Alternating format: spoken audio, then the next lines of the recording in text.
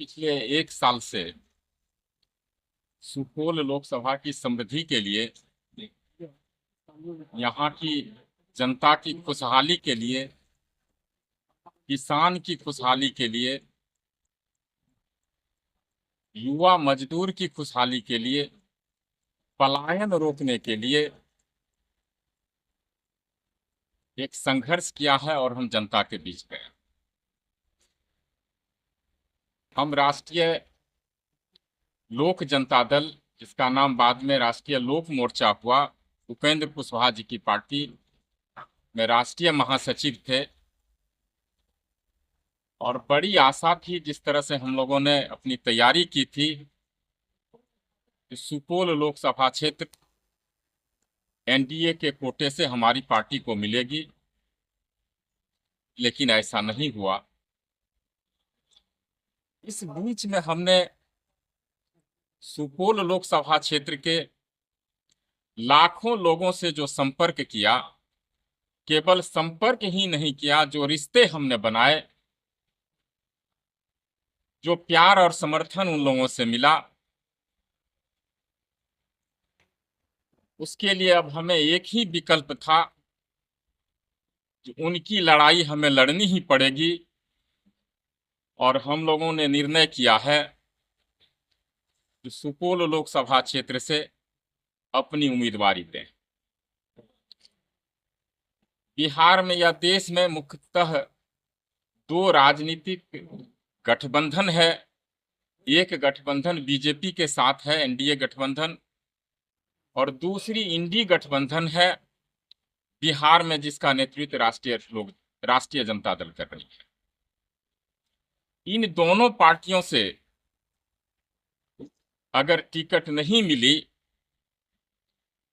तो सुपौल की जनता ने मन बना लिया जो आप और किसी छोटे दल से टिकट ना लें, सभी दल के लोग, इन दो गठबंधन के लोगों को छोड़ करके जितने भी दल हैं, उनके शीर्ष नेता हमें अपना उम्मीदवार बनाना चाहते हैं। लेकिन हमारे जो भी कार्यकर्ता, हजारों कार्यकर्ता थे, उनका एक ही मन था कि आप सुपौल की जनता के लिए लड़ाई लड़िए, जाति धर्म से ऊपर उठकर हम सभी आपका साथ देंगे। और हमने निर्णय लिया है कि हम स्वतंत्र उम्मीदवार के रूप में, इंडिपेंडेंट उम्मीदवार के रूप में सुपौल लोकसभा क्षेत्र के युवा के हक हकूक के लिए, किसान की खुशहाली के लिए, पलायन रोकने के लिए, यहाँ की शिक्षा व्यवस्था को सुधार करने के लिए, स्वास्थ्य व्यवस्था जो बिल्कुल चरमरा गई है उसके लिए, खेल की सुविधा हो, और भी कई महत्वपूर्ण मुद्दे क्षेत्रीय मुद्दे हैं। उन सभी मुद्दों को लेकर के हम सुपौल की जनता, आम आवाम की आवाज बनकर हम लड़ें। और हमने निर्णय लिया है कि मैं इंडिपेंडेंट उम्मीदवार के रूप में सुपौल लोकसभा से अपना नामांकन करूंगा और 19 तारीख को हम लोग नामांकन करेंगे। ना तो राज्य की सरकार कोई ठोस निर्णय ली है उनकी समस्या को सुधारने के लिए, ना ही केंद्र की सरकार कोई ऐसा ठोस कदम उठाई है।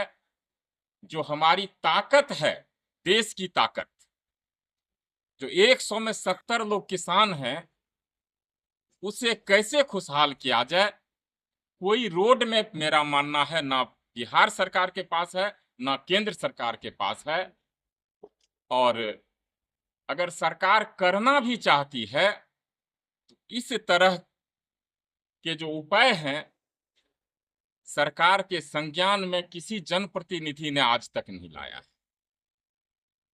मैं केवल समस्याएं नहीं गिना रहा, हमारे पास समस्या का समाधान भी है।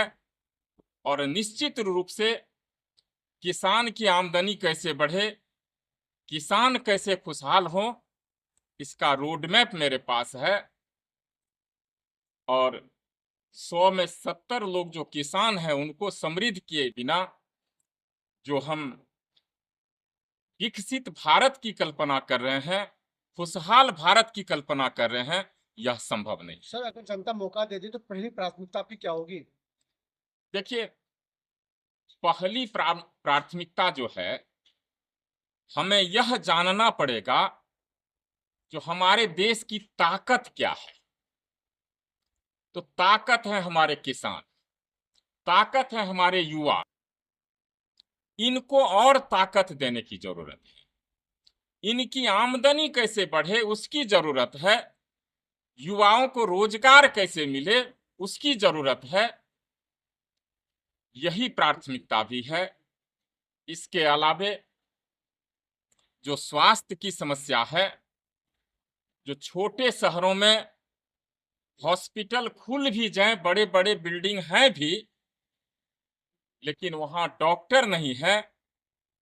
मैं आपके माध्यम से भी कहना चाहूंगा, ऐसी कौन सी बात है। सर, कहीं नौकरी छोड़ करके आपने कसूर तो नहीं कर लिया जो ये चुनावी मैदान में हो? देखिए, यही मेरा प्रश्न भी है। राजनीतिक पार्टियों से जिसके संपर्क में मैं गया और पिछले 1 महीने से सुपौल के जनता के साथ नहीं रहा, पटना दिल्ली का चक्कर लगाता रहा टिकट के लिए, मैं उनसे पूछना चाहता हूं, बैद्यनाथ मेहता ने अगर सपना देखा था जो बिहार और सुपौल के किसान को खुशहाल किया जाए, यहाँ के बेरोजगार युवा नौजवान को कैसे रोजगार मिले, उनके हक हकूक की लड़ाई कौन लड़े, समाज में जो अति पिछड़े समाज के लोग, दलित महादलित समाज के लोग, अगड़े समाज के भी गरीब लोग जो पीछे छूट गए हैं, दलित महादलित अल्पसंख्यक समाज के लोग जो समाज में इस दौड़ में पीछे छूट गए हैं, उनको आगे कैसे लाया जाए, इस मुहिम के लिए हम लड़े।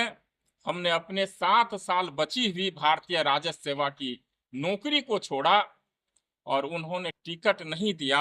मैं आपसे पूछना चाहता हूं, बैद्यनाथ मेहता का उसमें क्या कसूर है। एक तरफ एनडीए और दूसरी तरफ जो है महागठबंधन, दोनों जो है दल के जो लोग हैं एक दूसरे पर आरोप लगा रहे हैं कि परिवार वाले को ही टिकट दे दे रहे हैं, अच्छे लोगों को नहीं मिल रहा है। आप कैसे मानते हैं? देखिए, यह विषय दो दल के अगर कोई भी लोग कह रहे हैं तो मुझे हास्यास्पद लग रहा है। अब परिवार की परिभाषा ही क्या है। कुछ लोग तो बोलते हैं पूरा देश मेरा परिवार है, कुछ लोग परिवार में भाई बहन माता पिता तक सीमित रहते हैं।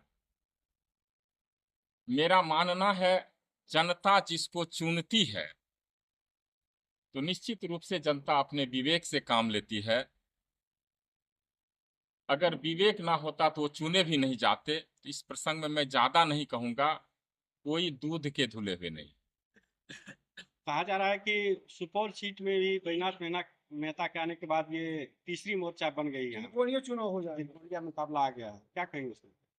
देखिए, बैद्यनाथ मेहता जब इंडिपेंडेंट लड़ रहा है तो बैद्यनाथ मेहता के साथ किसी दल की ताकत नहीं है, उनके कार्यकर्ताओं की ताकत नहीं है, लेकिन बैद्यनाथ मेहता के साथ सुपौल की जनता की ताकत है, यहाँ के किसानों की ताकत है, युवा नौजवान की ताकत है। और हमें दल से टिकट नहीं मिला, लेकिन सुपौल की जनता ने हमें दिल में बसाया है और हम उसी के पार्टी के उम्मीदवार हैं, जनता के उम्मीदवार हैं। और जनता के हक हकूक की लड़ाई के लिए हम लड़ने के लिए निश्चित रूप से हम उनके दिल में बसते हैं और हमें इतना प्यार समर्थन मिल रहा है। निश्चित रूप से लड़ाई, मेरा मानना है, किसी दल से बिल्कुल नहीं है। लड़ाई तो हम सुपौल की आम आवाम के लिए लड़ रहे हैं। सर, आपको नहीं लग रहा है कि शिक्षित उम्मीदवार को जो है टिकट नहीं मिलना ये बहुत बड़ा जो है ये षड्यंत्र लग रहा है? मुझे तो षड्यंत्र ही लग रहा है। जो करोड़ों रुपए खर्च कर पार्टियां कई राउंड की कई एजेंसी से सर्वे कराती है, और उस सर्वे में जब बैद्यनाथ मेहता नवंबर से अप्रैल तक सर्वे हुआ है, 5 राउंड का सर्वे, बीजेपी का नंबर 1 पर रहा है, और बैद्यनाथ मेहता को 69% लोगों ने समर्थन दिया, वह सर्वे में भी है। बाकी जितने कैंडिडेट हैं वो 31% पर थे, और इसके बावजूद भी यह जानते हुए कि बैद्यनाथ मेहता विनिंग कैंडिडेट है, हमें उम्मीदवार नहीं बनाना, मेरा मानना है यह बहुत बड़ी गहरी साजिश हो सकती है। और ऐसे लोग जो राजनीति में आना चाहते हैं, उनके पनपने से पहले ही उसे कुचल दिया जाता है कि इस तरह के लोग राजनीति में ना आए।